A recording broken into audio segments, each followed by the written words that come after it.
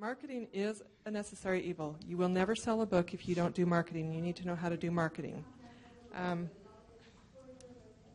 get my little guy down here. This is something that you need to start now before you have ever even considered publishing a book, before you've ever even written a word. You need to start marketing.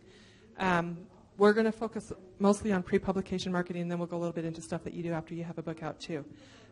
Pre-publication marketing means all the marketing you're going to start doing now before you are a published author. The reason that you need to work on this is because it takes a lot of years to build a good followership on Facebook, on Twitter, on Goodreads, on all those kinds of sites. And it's the way you're going to market on Facebook and Twitter and stuff is a little bit different than the way you probably use it now. It's something important that you need to know. The first thing you need to start out with, the way publishing is these days, and everything is so virtual and online, is you need to decide if you want to have a blog or a website. Blogger and WordPress are free blog sites that you can use. A website, generally, you're going to have to pay somebody to host it.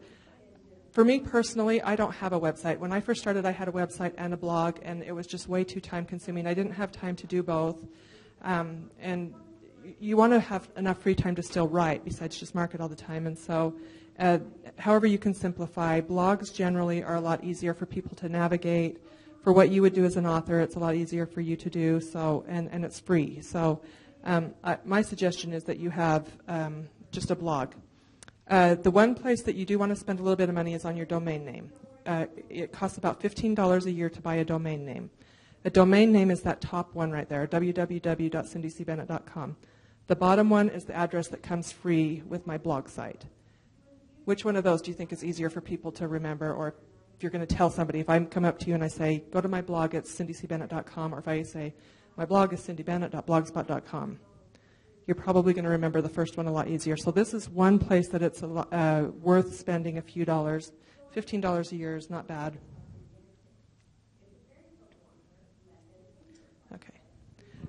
You need to blog at least 3 times a week in order for your blog to generate interest. A blog that only gets a blog once a week or once every other week or once a month, and I've seen them, they look like a ghost town. People go on there and they think that you've abandoned it. They don't know if you're really using it, and they're probably not going to come back and visit you again. So you need to go on there at least 3 times a week and do your blogs. Some things you can blog about, your book that you're writing. If you have a book out, you can write about that. If you're writing a book, you can put teasers in there, put little, snippets that you've written or whatever. Just be really careful with that. Make sure that you have them well polished before you put them on there, because you don't want to have something really poorly written and have that be a reflection of your writing, because it's not. Events you attend, like today you're here, you could go home and blog about this. You could blog about a school dance you go to. You could blog about anything you go to. You can blog about personal thoughts and feelings. Try to keep it not quite so controversial. You can write about controversial things, but you just don't want to offend. One of the things when you're a public figure, which you are as an author, is you don't want to offend a whole chunk of people that might be your future readers. So try to keep it a little bit on the less controversial side. You can blog about other books that you've read. Same thing, you want to stay honest. You want to write honest reviews of books, but don't write hurtful, harsh reviews, because those authors are going to be your friends in the future, and they're going to be people that you're going to count on and depend on, and so you don't want to have offended them. So either don't write a review if you can't write a good one, or at least write something nice in there for them. But on the same hand, stay honest, because you don't want to write a really glowing review of a horrible book, because then people are going to lose confidence in you if you're really liking and writing about these books. Oh, I love this book, it was so great, and they read it and it's really horrible. You can blog about movies, TV shows that you watch, school, friends. If you're going to blog about friends, don't use last names. Don't be mean. Don't be gossipy, but you can write fun stories about them and stuff. There's so many things that you can blog about. One thing about a blog is you want to personalize it. I found this blog online, and it's boring. It's black. It's plain. There's nothing eye-catching about it. There's nothing that would excite me, and I probably would not go back to this blog. Okay. Whereas this blog has lots of color. She's personalized the header. She has a little graphic in there. Her pages are really easy to find because they're across that ribbon, so that you can hop from page to page on her blog. much more eye-catching than just the plain black. And there are all kinds of websites. You can just Google them for like free blog backgrounds. There's all kind of free backgrounds and headers and different things like that you can put on your blog to make it more interesting. You need to make it easy to find you. The way you do that is by blogging a lot. If you're not blogging a lot, your blog is not going to show up in search engines.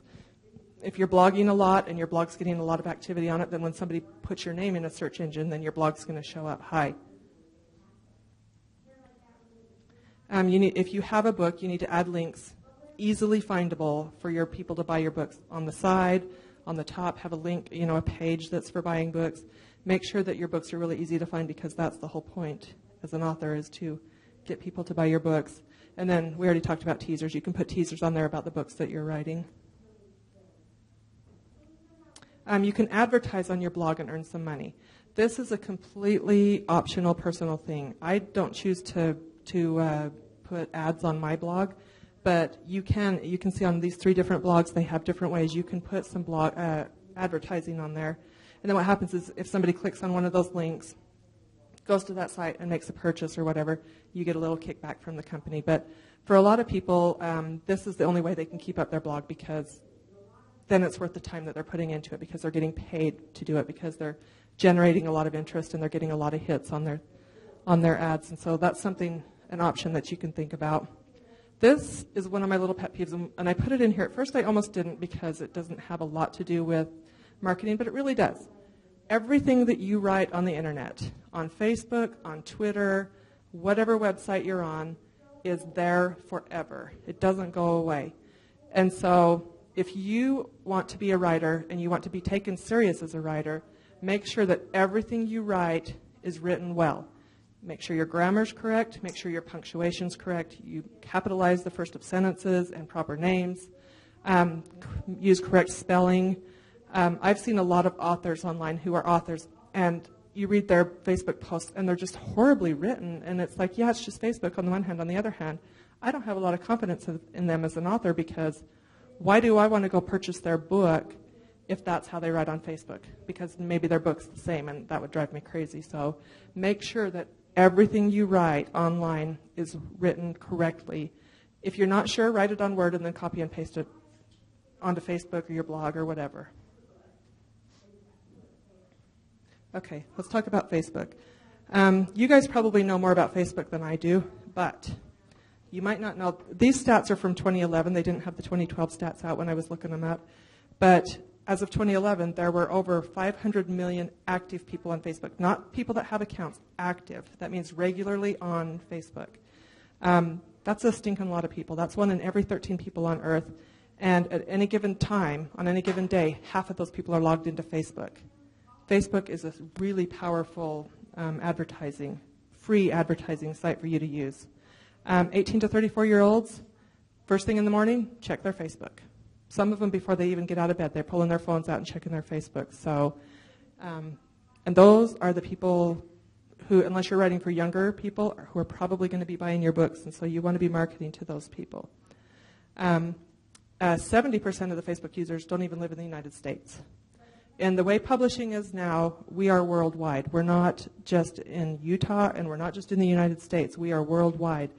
I have readers from all over the world. People I sell books in Germany and Italy and Philippines and Mexico and everywhere. So you have to be aware that your audience isn't just American, that it's worldwide. And so, especially on Facebook, when you have over 70% of them from outside the United States. There's a lot of people in the United States alone who are web users. 71% of those people are on Facebook. Facebook is a really powerful place to sell your book. I thought this was interesting. How many people 57% talk to people more online than they do in person? Which is why we're talking about marketing online, because that's where your most marketing is. In just 20 minutes on Facebook, you can see right here, there's over 1 million links shared. There's over almost 1.5 million events that people are invited to, events that are created and invites that are sent. There's 2.7 million messages sent. So you might as well use this marketing and all of this news play for you, for your advantage. Facebook is probably the number one marketing place that you're going to market your book online. Then you have you guys ever seen a fan page on Facebook? You have a personal page and you have a fan page. There's a difference between the two. The fan page is where people can like you. So they go on there and they click on like, and then anytime you write a post on that fan page, then it shows up on their wall. And then there's the personal page, which is probably what you're more familiar with, which is where people friend you. You have to have a personal page to have a fan page. Some people don't even use their personal page at all. They just have it in order to have their fan pages and just use their fan pages. I myself use both. I think they go well hand in hand because you have different people that maybe friend you and other people that like your pages. So if you have them on both, then you're covering kind of the whole spectrum, and you can get your messages out to everybody. You want to connect your blog and your Facebook and your Twitter accounts because it will save you a ton of time. Whenever I write a tweet, it automatically goes to Facebook.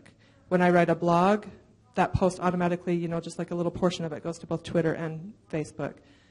So you want to connect them so that when you write something, you only have to write it once, and it's going to all of your places that you're marketing. And you want to join groups when you're on Facebook. And this is something you really need to do now. There's tons of groups that you can join. Bookaholics Anonymous is one of the books. These are just 3 groups that I've joined. I have lots of groups that I belong to, but this is a great place for an author to connect with readers. Indie Writers Unite is a great place for authors to connect with authors. And then you can find, like Clean Romances. I don't write romances. I write young adult contemporary, but they all have an element of romance, and so I joined this group so that I could kind of stay up on what's going on in the romance world. So join as many groups as you can and go in and check them out. There's all kinds of great stuff that goes on there, and that's how you're going to meet a lot of writers, readers, and bloggers. Don't spam on Facebook. I don't know if you guys know what spam is. Spam is when somebody else writes a post or starts a discussion or starts a group or something like that, and then you as the author go on there and you just write about your book. Oh, I have this book coming out, and this is the title, and this is where you can buy it. That's spam, and it's extremely annoying. There is a time and a place for you guys to market your book, and it's not on somebody else's post or on somebody else's page. Or, if you friend somebody and then they send you a message back, hey, thanks for friending me. Hey, guess what? I wrote a book, and you can find it here. Don't do that. That's really annoying to both readers and to bloggers and to authors. That's a really fast way to get yourself unfriended, is to spam. If it's a specific place where they're asking for that, go ahead and give it to them. But I was on a group that was for bullying, anti-bullying, and people, at first it was just discussions about bullying and preventing bullying and ideas for helping your kids. And it turned into like this whole, I wrote a book about bullying this, and I wrote a book about bullying that. The group collapsed, because all it was people advertising their books, and that's not what the group was supposed to be about. So be very, very careful about spamming your book. All right.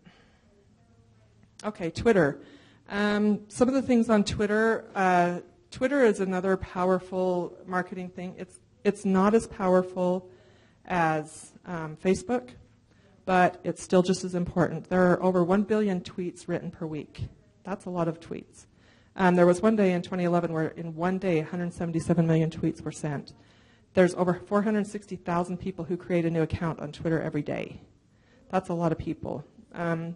There was a 280% increase from March of 2010 to February of 2011 of people that are on Twitter, and then 182% increase in about that same time period of people who are using it on their phone.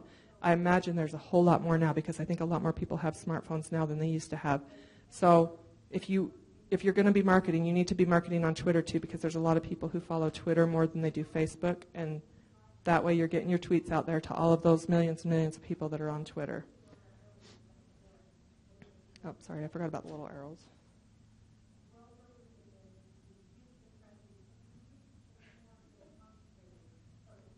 Okay, so you want to tweet as often as possible.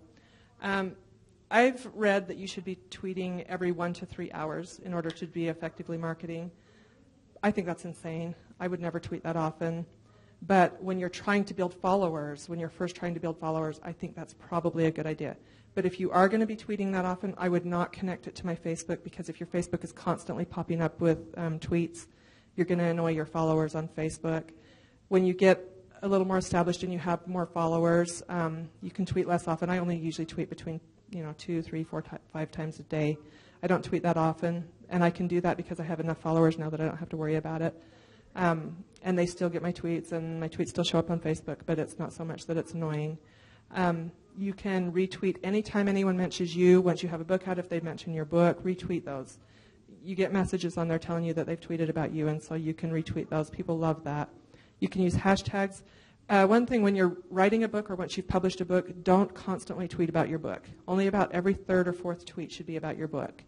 The other tweets in between should be something else. Tweet a quote, music lyrics, something you did, something funny you heard. It's kind of the same kind of things what you'd put on Facebook. Don't constantly tweet about your book, because then people will unfollow you because they know. They don't want to keep hearing about it constantly. I put this in here again because I want you guys to understand how incredibly important it is to make sure that everything that you put out there on the internet reflects on you as a writer. You guys wouldn't be here if you didn't have, the desire to someday be a writer. And just know that everything that you write is out there forever, and somebody will Google you 5 years from now, and you don't want them to pull up something really horrible that you've written or something bad. And you want everything you write to look good so that they go, oh, look, even 5 years ago when she was a teenager, she had good writing skills. So be aware of that always.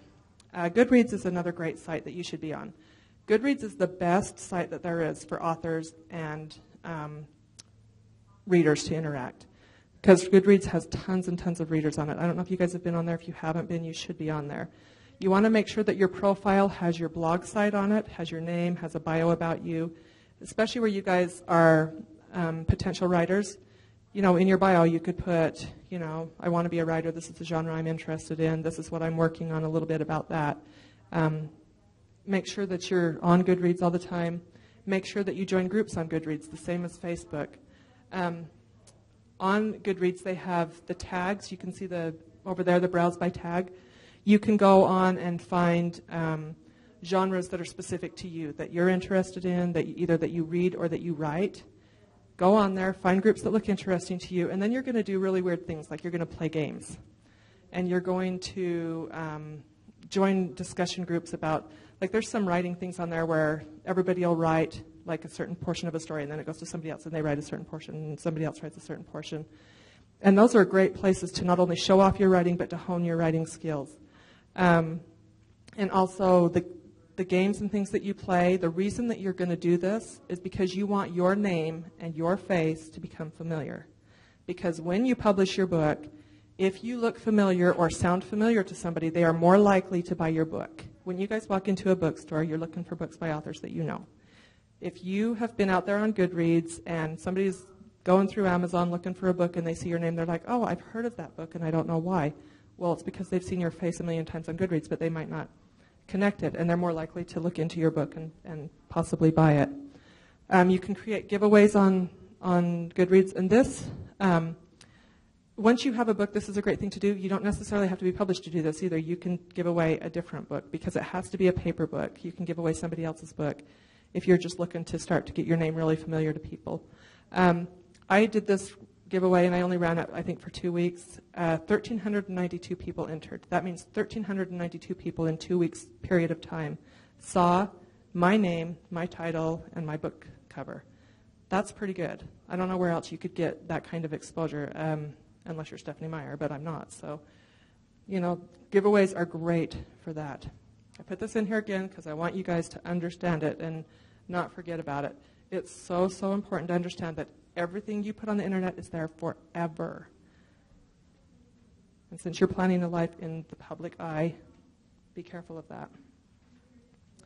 There's tons of other sites. I'm not going to go into all of them.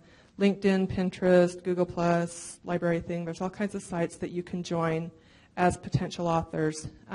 So you can Google them. You can Google author groups, writing websites, things like that.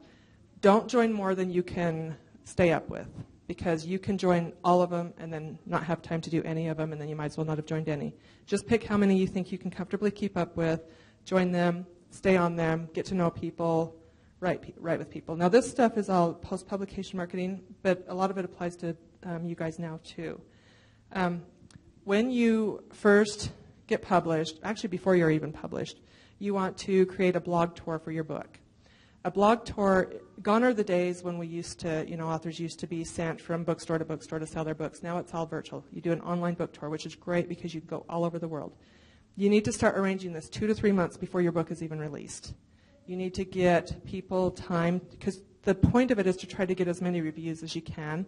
So you want to give people plenty of time to review your book. But also the big book bloggers out there, they're booked out for that long. So if you want to get onto their blog sites, you've got to have 2 or 3 months ahead of time before you start planning this. Some things that you can offer to them, obviously offer them a review. If you're self-published, you can give them a PDF or an ebook and it doesn't cost you anything. If you're published through a publisher, your publisher will provide the book for them. You can offer them an interview. You can do a guest post for them, which means you're writing a blog post for them. Most of the time, they'll give you a subject that they want you to write on, but if not, write your own. Do not repeat something you've written somewhere else. Don't give two different bloggers the same guest post. Don't circulate something that you've had on your blog. Give them something new, because if you have a follower who's following a couple different places and they see you doing the same thing over and over, it looks bad. A book spotlight is what you can offer them if they don't want to do a review. If they have a big enough blog, just say, well, will you spotlight my book? That just means they put your book cover and a blurb and your picture and your bio, and they're basically just spotlighting your book. But at least now you're exposing your book to all of their followers. So that's not a bad thing. A top 10s list, they might ask for you to give them, your top 10 favorite movies, or like when I did Rapunzel, they had me do my top 10 favorite fairy tales, things like that. And then you want to do a giveaway with a book blog tour. This is something that you can either offer each person to have a giveaway, if you have the means to do that, if you're self-published, or if you have a publisher, check with your publisher, because they'll usually have guidelines, like if they have so many followers, you can give away a book or whatever. Or you can just do one mass giveaway. I had a Nook and an MP3 player and some different things that I wanted to give away. So on my blog tour, I just did a mass giveaway. Send them all the HTML code for the Rafflecopter, which we'll talk about. And then they all put it on their blog post. And then everybody who joined the contest, it all just went to one sort of drawing place. And then anything else you can think of, just try to be creative and think of things. That's why you should start paying attention now, too, though. You should be following book blogs if you're not. And watch when they have blog tours come through there and see the different things that people do, and start getting ideas and writing them down and keeping track so that when your book comes out, you're ready. You want to create an HTML button and blog banner to send to them. There's several sites online that you can find that will create it for you. You just kind of set it up and then it creates the code for you. Or you can send them, and I usually do both. I send them the HTML code, and then I also send them the JPEG version of it with a link back to my blog so that they can put it on their blog. You want to have about 1 to 3 blogs per day. You don't want to do more than 3 because it can get really overwhelming trying to keep track of it. So like on this day I had 3, so I put all of their buttons on there. I put a link back to their blog with, actually to the specific post. If they wrote a review, which these 3 did, I just put a little piece of their review on there. They love that because they're doing you a favor by, putting your book on their website for you. So you're doing them a favor by kind of pushing their blog too on your website or blog. Okay, so you need to send out lots of info for the tour. You need to send them the banner and button. You need to send them your book cover. You need to send them your book blurb. You need to send them your author photo and bio, links to social media, which means your link to Facebook, Twitter, wherever you're at. Links to purchase your books. You'd be surprised how many times people forget that and they want to buy your book and they can't find it. If they have a link to click, they're more likely to buy it than if they have to go hunt it down. Snippets of 2 to 4 reviews if you have those, HTML code for the giveaway, a book trailer if you have one of those. It's not necessary, but if you have one, that's great. And then you want to send out reminders to the bloggers a couple of days before, because if you don't, a lot of people forget. Especially when you're planning this 2 or 3 months in advance, they might forget. Blog hops and giveaways are something you guys should be doing now. So if you don't have a blog now, get a blog, get it set up, start doing blog hops.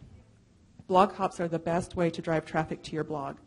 A blog hop giveaway, what it is, and I think I put on your paper, the best launching point that I know of right now is IamAreader.com. She does tons of blog hops, and they're huge, and she has like 7,000 followers on her blog or something, and so, she gets lots of followers. So what happens is, she has these blogs. You pick one that you want to be a part of. You pick a prize that you want to give away, and then so you're hosting your own giveaway. It's not a massive giveaway. It's just your own personal giveaway on your blog. And then people will go to your blog. They'll enter your contest, and at the bottom there's what's called a linky list, where they can then click on another blog and hop to it. So you post on your appointed day with your Rafflecopter and the linky list, which will be provided by the blog hop host. You don't have to try to figure that out or type a bunch of stuff. It's really simple for you. This is great for followers because they love to win prizes. Who doesn't love to win free prizes? Everybody loves to win free prizes. And so they'll go on here and they can hop from blog to blog to blog and have the chance to win all these prizes. And you're getting lots of new followers, new visitors to your site. You're getting yourself exposed to a lot of new people that otherwise might not come to your blog. It's a good way to get people to your blog because it's really hard to get blog followers at first. This is what one looks like. The white over there on the right side is actually the bottom half of the post. It just wouldn't fit. So, you have your little thing there that usually the blog hop giveaway host provides you. You say, hey, this is what I'm having. This is what I'm giving away. Over there's the Rafflecopter with the prize listed and how they have to earn prizes. And then underneath that is the linky list. And the linky list is what's provided by the host. So you see how it has all the blogs listed? So that way people can they come to your blog, they enter, then they click on a blog. So your blog is listed on all of those people's blogs as well. So that's how people are coming to your blog because they're hopping around from blog to blog by clicking on those links in order to come to your blog to try to win prizes. The one thing you want to be really careful of is not having multiple required entries because people have really short attention spans. I have a really short attention span. That you should have one required thing for them to do. So say you're trying to build followers for your blog. You have to follow me for your required giveaway. Or you're trying to build them for Facebook. You have to follow me on Facebook for your required giveaway. And then all the rest of them are optional. So then you can list your Twitter and everything else that you have underneath that is optional for like extra entries. And some people will do that and some people won't. Some people will just do the required, but it's a great way to build followers on all of your sites. So it drives traffic to your blog. It builds followers for all of your sites that you're at. And Rafflecopter is really simple to set up, and it gives you kind of walks you through it, and it gives you really easy links for people to click on. If you have a book out, this is a great way to get reviews for your book because you're giving away free copies of your book. So if you're giving away free copies of your book, you're going to have the person's email address who won it. A month later, you send them a little email, and you just say, hey, congratulations on winning. I hope you enjoyed the book. If you wouldn't mind leaving me a review, and then give them links to where they can leave reviews. So that's a good way to get some reviews for your books. And it builds you a good fan base. The familiar thing again. The biggest part of marketing is to become familiar. People know your name. They feel like they know you. They're going to buy your book. So some things you can give away. Obviously, your own book if you have a book. That's a great thing to give away. If you don't, you can give away gift cards. You can give away other authors' books. And I promise you, other authors are always happy to donate books to you for you to use as a giveaway. I get people ask me all the time, hey, I want to do a giveaway. Can I do your book? Yeah, because now they're advertising for me because they're putting my book on their blog. So, just check with other authors. They're generally happy to give you stuff to give away. Bookmarks are another great thing to give away. Anything else you can think of, you can give away too. The Rafflecopter, I just wanted to talk really quick. Have you guys seen the Rafflecopters? Have any of you guys ever entered a contest using Rafflecopter? Okay, if you haven't, you need to go to Rafflecopter and get an account and then start playing with their sample ones. Super, super easy, and it's what everybody's using now because it's so easy and everybody's familiar with it. It lists on there, if you can see it, it'll tell you what your prizes are that you can win, how many entries are available, how many people have entered, when the contest ends. Gives you all of that. When you're ready to pick a winner, it picks a winner for you. It uses a random, thing to pick your winner, so it's all fair. And then it'll post it on your Rafflecopter for you. So they have a button on there where you can click, to post the winner, and it'll put it on there for you. You want to post on time because a lot of these places, if you don't, they will not let you do a part of their blog hops again. So, make sure you post on time. Make sure that you send your prizes out in a timely manner. Same thing, you don't want to get kicked off of those. I wanted to talk a little bit about book signings for when you're ready to do those. When you do a book signing, the point of it is sort of to have lots of people attracted to your table, which is really hard to do because people will not look at you when you're doing a book signing. They don't want to come to your table. They don't want to make eye contact. So these are some things that you can use. The poster right here, I don't know if I'm going to walk in front of this, is a way for people to see who you are, what it is you're doing. Make sure your book is up on a stand, because if you have it laying down flat, they can't see it. They don't know what it is that you have. Give away bookmarks. Bookmarks are really inexpensive. They're a great giveaway. And then this, I won't unroll it all the way, but a banner that you can put on a stand next to your table. Oh, okay, I'll unroll it. And it has your book cover on it and your blog, and your blurb. This gives people a passive way to see what it is that you're doing there, to see what your book is about. Because if you just have your books on your table, you'd be as surprised at how many people won't come up to your table. But if they can stand over here and look at that banner and see what you're doing there and what your book's about, then, you're going to get more people to come over because they're going to see what it is that you're doing. Make sure you take with you a pen, a small table, a chair, because they're not always there, a tablecloth. You don't want to have just an ugly table sitting there. The book stand, I told you, candy or other things to draw your people to your table. Heather Frost, who wrote Seers and Demons, she gives away mood rings, which is so cool because it goes perfectly with the theme of her book. And so anybody who buys a book gets a mood ring. B.K. Bostic, who wrote all of the Huber Hill books, he gives away like little gold coins because his are about treasure hunting. And so, great ideas because people are drawn over to the table when they see attractive things on your table. If you don't have something like that ties into your book, candy always works. Scissors, you always can use scissors. Tape, you never know when you're going to have to tape something up or down. Zip ties, when I was at the mall doing a book launch, I zip tied my banners to the railing in the middle of the mall. So I wouldn't have been able to do that without zip ties. A permanent marker so that you can sign bookmarks for people that don't have the money or don't want to buy your book and they're still thinking about it. Sign a bookmark. A signed bookmark is less likely to get thrown in the garbage. And a notebook so that you can write down anything that you hear. The bookmarks which I gave, which you guys should have gotten, if you didn't, they're up here. Those bookmarks were really inexpensive. And they're nice. They're color front and back. They're laminated. They didn't cost me hardly anything. The great thing about those is you hand them out to people. They look really nice, so people keep them. If you just have ones that you printed at home, which you're probably going to pay about the same amount for, that are just paper, they're going to throw them away. They're not going to keep them. They might keep them for a day or two, but they're not going to keep them permanently. So make sure you have lots of bookmarks to give out because you can give those to people who don't want to buy your book, and then later down the road they might. This is the banner, which I already showed you, and the book or author poster, which I had printed at Costco. It was like $3. So have you guys ever done any events or seen any of the events that you can create on Facebook? And you can do them on Goodreads too. So you're going to create an event every time you have something big going on. If you have a new release coming out, you're doing a giveaway, if you're doing a blog hop, something like that, you're going to create an event, and then you're going to invite everybody you know to that event, invite all your friends. You can Google and find ways to select everybody on Facebook, because otherwise you have to click them all individually. There's like code online that you can find that you can select everybody. You're going to tweet about the event with a link back to the event page. You're going to blog about the event with a link back to the event page. And you're going to email invites to everybody on your email address book with a link back to the event. That's the best way to start getting word out because a lot of times people will share.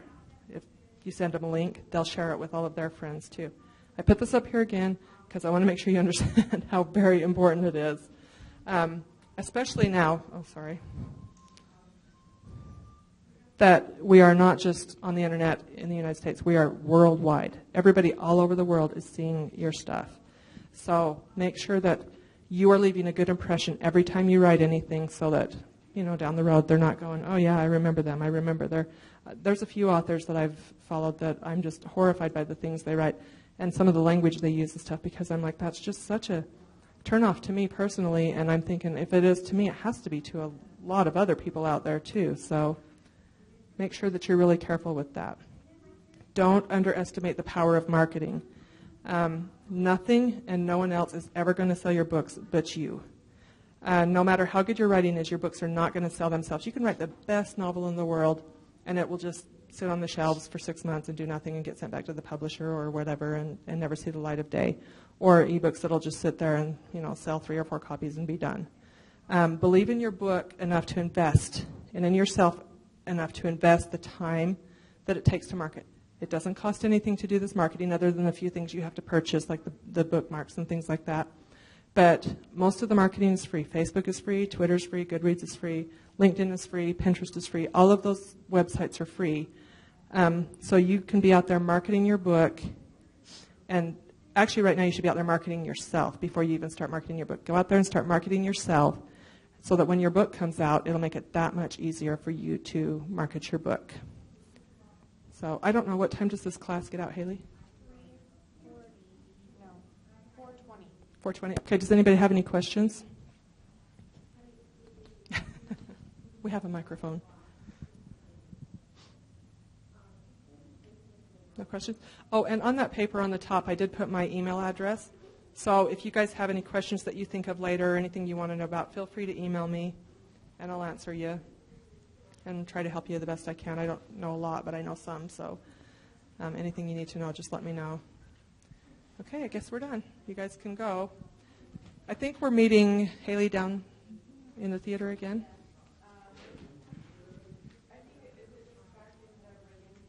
Yeah. Oh, yeah. Yeah. Back in the Reagan Theater.